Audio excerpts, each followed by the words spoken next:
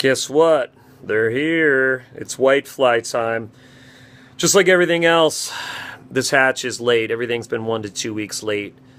We got our first report of white flies hatching Tuesday night. Very, very light.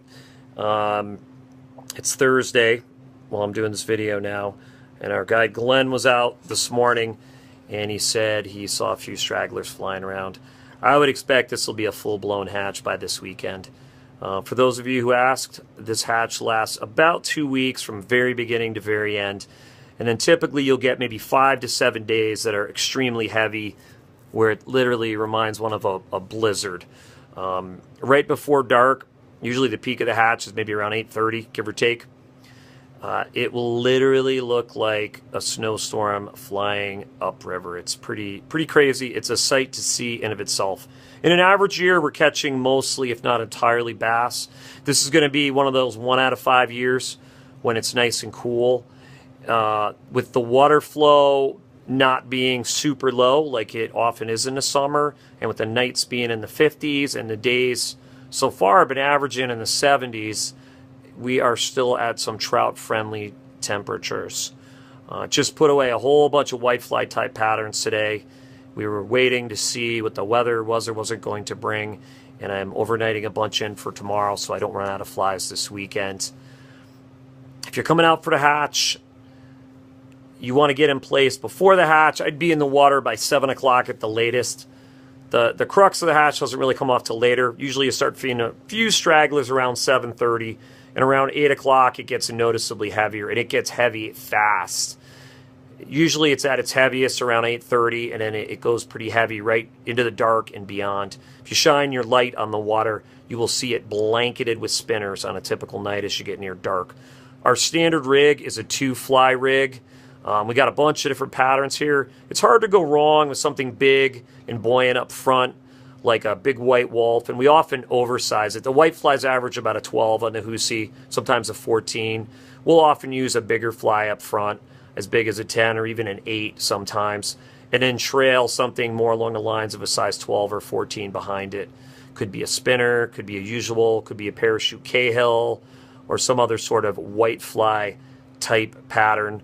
With the 2-fly rig, and especially if you have a really bushy fly that's not aerodynamic like a white wolf up front, you're going to want to go to a heavier tippet. If you're trying to do 5 and 6X tippet, you're going to have a bad day.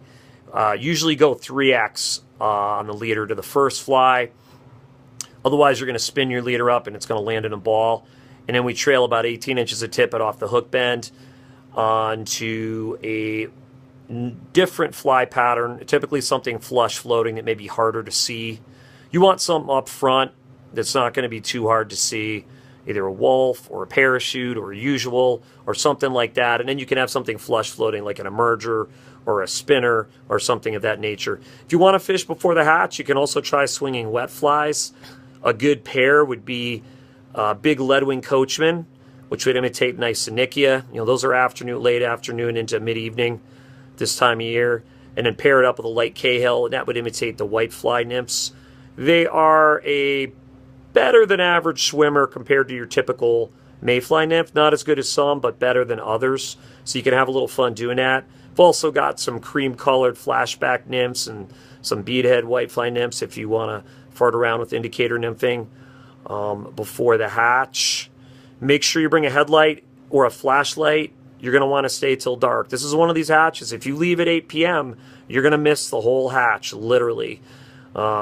Stay till dark. If you can stay till after dark, stay till after dark. There will be fish rising long after you leave, whatever time that is. I see 0 chance of rain. It's going to be nice and dry from now straight through Tuesday. Should see the river dip under 1,000 sometime on Saturday. And definitely well under that by Sunday. So we are looking good. The flows are lining up. River's clearing up. The temps are trouty. The hatch is on. It's probably good that it was late, because if it came off on schedule, it would have been when we were blown out with high dirty water. So that's not the case now. We're finally catching a break with the weather. Thank God. This is a pretty cool hatch. It's worth a drive just to see it. It's pretty crazy.